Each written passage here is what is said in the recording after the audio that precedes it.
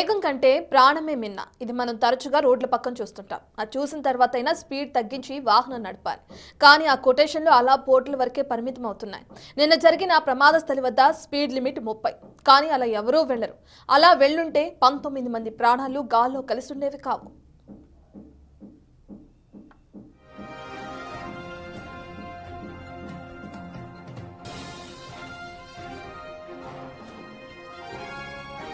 Mirzaguda bus ప్రమాద ఘటనకు మూల మలుపు మీద ఉన్న గుంతే కారణమని ప్రత్యక్ష సాక్షులు చెబుతున్నారు. టిప్పర్ డ్రైవర్ మలుపులో ఉన్న గుంతను చివరి క్షణంలో గుర్తించి వాహనాన్ని కాస్త కుడివైపు తిప్పాడు. ఈ క్రమంలో ఓవర్లోడ్తో ఉన్న టిప్పర్ అదుపు తప్పి ఎదురుగా వస్తున్న బస్సును ఢీకొంది. ఇక తమ వైపు దూసుకు వస్తున్న లారీ నుంచి తప్పించుకునేందుకు బస్సు డ్రైవర్కు ఎలాంటి మార్గం అక్కడ లేదు. ప్రస్తుతం ఆ గుంతను పూడ్చేశారు.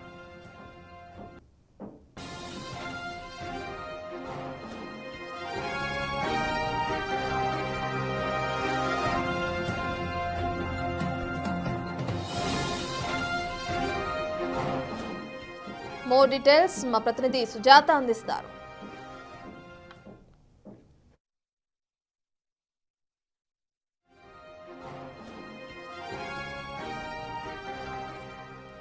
రైట్, ఇక మీర్జాగూడ రంగారెడ్డి జిల్లాలోని మీర్జాగూడలో నిన్న జరిగిన ప్రమాదం గురించి మనందరికీ తెలిసిన విషయమే. అయితే ఆ రహదారిలో భారీ గుంత ఒకటి ఏర్పడిన కారణంగా దాన్ని ఆఖరి క్షణంలో గమనించిన టిప్పర్ డ్రైవర్ దాన్ని తప్పించే ప్రయత్నం చేసి ఎదురుగా వస్తున్న ఆర్టీసీ బస్సును ఢీకొనడం జరిగింది.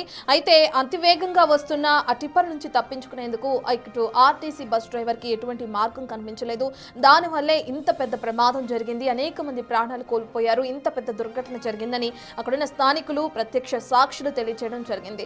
మనం బిగ్ టీవీ స్క్రీన్ పైన చూస్తున్నాం. నిన్న గుంత ఏ విధంగా ఉందో, దాని తర్వాత ఈ యాక్సిడెంట్ అయిన తర్వాత, ఈ ప్రమాదం జరిగిన తర్వాత గుంతని ప్రస్తుతానికైతే పూడ్చివేశారు. దానికి సంబంధించిన విజువల్స్ కూడా మనం సెకండ్ బాక్స్ లో చూస్తున్నాం. ప్రధానంగా ఈ ఇంత పెద్ద దుర్ఘటన జరగడానికి కారణం ఈ గుంతే అని చెప్పి ప్రత్యక్ష సాక్షులు తెలియజేస్తున్నారు. ఇవాళ ఆ గుంతని అక్కడున్న సిబ్బంది పూడ్చివేయడం జరిగింది. డ్రైవర్ వెనుకున్న బస్సు భాగం పూర్తిగా నుజ్జునుజ్జైపోయింది. సంబంధించిన మోర్ డీటెయిల్స్ ని మా ప్రతినిధి సుజాత అందిస్తారు.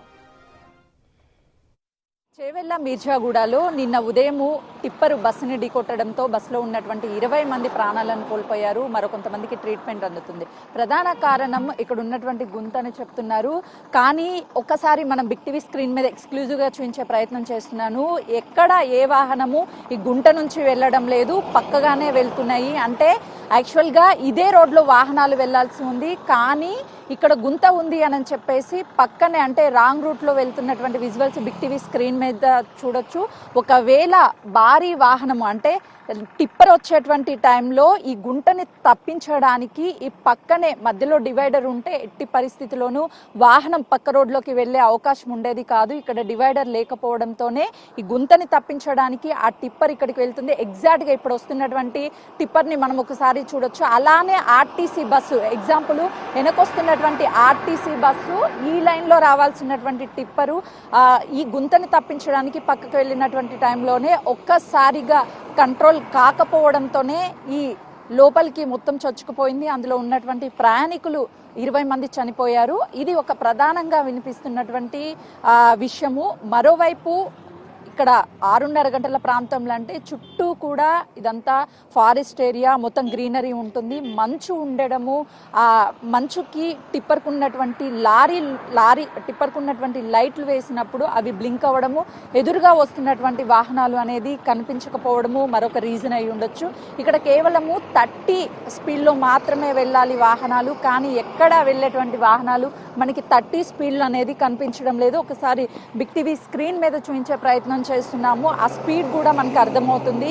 ఇదొక కారణం కావచ్చు. దాంతోపాటు ఈ రోడ్డు, ఇది 4 లేన్ల రోడ్డుని ఏర్పాటు చేయాలి అని గతంలోనే ప్రపోజల్ పెట్టారు. ఎన్జీటీలో కేసు వేయడం వల్ల కొంతమంది వ్యక్తులు ఆ కేసు నడుస్తుండడంతో ఈ రోడ్డు విస్తీర్ణ పనులు కూడా చేయలేకపోయారు. మధ్యలో డివైడర్గా ఉండండి. మరొకసారి ఆ వచ్చేటువంటి వెహికల్ని కూడా చూపించే ప్రయత్నం చేస్తున్నాను. చూడొచ్చు, అంటే ఇక్కడ గుంట ఉంది అని చెప్పేసి డివైడర్ ఉన్నటువంటి ప్లేస్లోనే ఆ వెహికల్ వెళ్తున్నాయి. ఒకవేళ ఆపోజిట్లో పెద్ద వాహనాలు వస్తే కంట్రోల్ కాకుండా ఢీకొట్టే అవకాశం ఉంటుంది. ఇలాంటి ప్రమాదాలు జరుగుతాయని చెప్పడంలో ఇదొక ఎగ్జాంపుల్గా చెప్పొచ్చు. అయితే ఎప్పుడైతే ఈ 4 లేన్ల రోడ్ని ఏర్పాటు చేస్తారో అప్పుడు ఇదంతా కూడా రోడ్డు విస్తీర్ణం అవుతుంది. అప్పుడు వెళ్ళేటువంటి వాహనాలకి ఎలాంటి ఇన్సిడెంట్స్ అనేవి జరగవు. చేవెళ్లలోనే దాదాపు వందలాది ఇన్సిడెంట్లు జరిగాయి. చాలామంది ప్రాణాలు కోల్పోయారని కూడా నిన్నంతా స్థానికులు తమ బాధను వ్యక్తం చేస్తున్నారు. అయితే ఈ కేసుకి సంబంధించి కాంగ్రెస్ ప్రభుత్వం ఏర్పడిన తర్వాత ఎన్జిటి వాళ్ళతో మాట్లాడి ఉన్నటువంటి చెట్లని ఎక్కడా కూడా నరికివేయడమో లేకపోతే వాటిని తీసివేయడమో కాకుండా వాటిని తీసి వేరొక చోట ప్లాంట్ చేయడము. పెద్ద పెద్ద మర్రి చెట్లు ఈ చేవెళ్ళ ప్రాంతంలో ఉంటాయి. వాటన్నిటిని కూడా తీసుకువెళ్ళి వేరొక చోట నాటి వాటికి మళ్ళీ జీవం పోయడం కూడా చేస్తాము అని చెప్పేసి మాట్లాడి ఈ కేసును కూడా డిస్పోజ్ చేశారు. దీన్ని త్వరలోనే 4 లేన్లుగా ఏర్పాటు చేస్తాము అని చెప్పేసి నిన్న మంత్రులు కావచ్చు, అదేవిధంగా ప్రభుత్వం తరఫున మాట్లాడినటువంటి పరిస్థితి ఉంది. కాబట్టి మొత్తానికి ఈ ఘటనతో ఒక్కసారిగా చేవెళ్ళ ప్రాంతమంతా ఉలిక్కి పడింది. గతంలోనూ చాలా ఇన్సిడెంట్లు జరిగాయి. మరొకసారి ఇన్సిడెంట్ జరగడం చాలా బాధాకరం అని చెప్తున్నారు. మళ్ళీ ఇలాంటి ఇన్సిడెంట్లు జరగకుండా ఉండేందుకు రోడ్డు పనులను కూడా వెంటనే ప్రారంభిస్తాము అని చెప్పి అటు అధికారులు చెప్తున్నటువంటి పరిస్థితి ఉంది. మరోవైపు గాయపడినటువంటి వాళ్ళందరికీ కూడా ప్రైవేట్ అదేవిధంగా ప్రభుత్వ హాస్పిటల్లో ట్రీట్మెంట్ పొందుతున్నారు. కెమెరామెన్ సంతోష్తో సుజాత, చేవెళ్ళ, మీర్జాగూడ.